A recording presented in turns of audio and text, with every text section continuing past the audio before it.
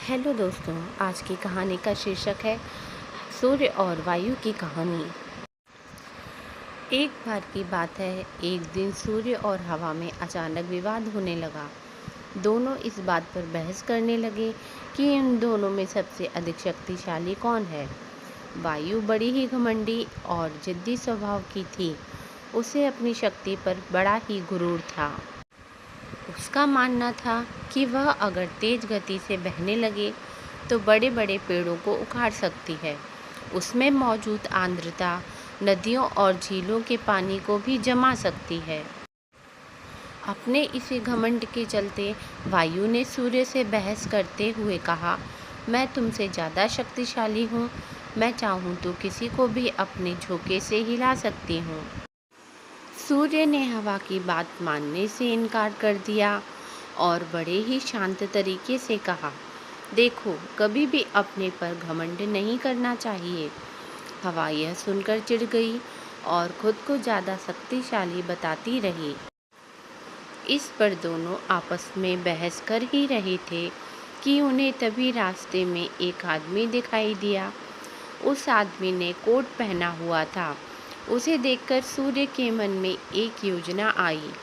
उसने हवा से कहा, जो भी इस आदमी को उसका कोट उतारने के लिए मजबूर कर देगा, उसे ही अधिक शक्तिशाली माना जाएगा। हवा ने बात मान ली और कहा, ठीक है, सबसे पहले मैं कोशिश करूंगी, तब तक तुम बादलों में छिप जाओ। सूर्य बादलों के पीछे छिप गया। फिर हवा बहने लगी। वह धीमे धीमे बहने लगी, लेकिन उस आदमी ने अपना कोट नहीं उतारा। फिर वह तेजी से बहने लगी। हवा तेज होने की वजह से उस आदमी को ठंड लगने लगी और उसने अपने कोट से शरीर को अच्छे से लपेट लिया। बहुत देर तक ठंडी और तेज हवा बहती रही, लेकिन उस आदमी ने अपना कोट नहीं उतारा। अंत में हवा थक कर शांत हो गई। इसके बाद सूर्य की बारी आई। वह बादलों से बाहर निकला और हल्की धूप करके चमकने लगा। हल्की धूप होते ही उस व्यक्ति को ठंड के तापमान से थोड़ी राहत मिली, तो उसने अपना कोट ढीला कर दिया। इसके बाद फिर सूर्य तेजी से चमकने लगा और तेज धूप निकल आई। तेज धूप होते ही आदमी को गर्मी लगने लगी और उसने अपना कोट उतार दिया।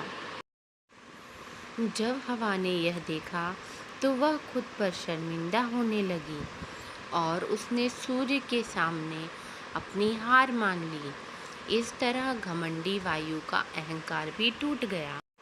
कहानी से सीख, खुद की योग्यता व ताकत पर कभी घमंड नहीं करना चाहिए, क्योंकि घमंड करने वालों की कभी जीत नहीं होती है। ऐसी ही और भी रोचक कहानियाँ सुनने के लिए कहानी संग्रह चैनल को आज ही सब्सक्राइब करें। अगले भाग में हम सुनेंगे हाथी और गौरैया की कहानी।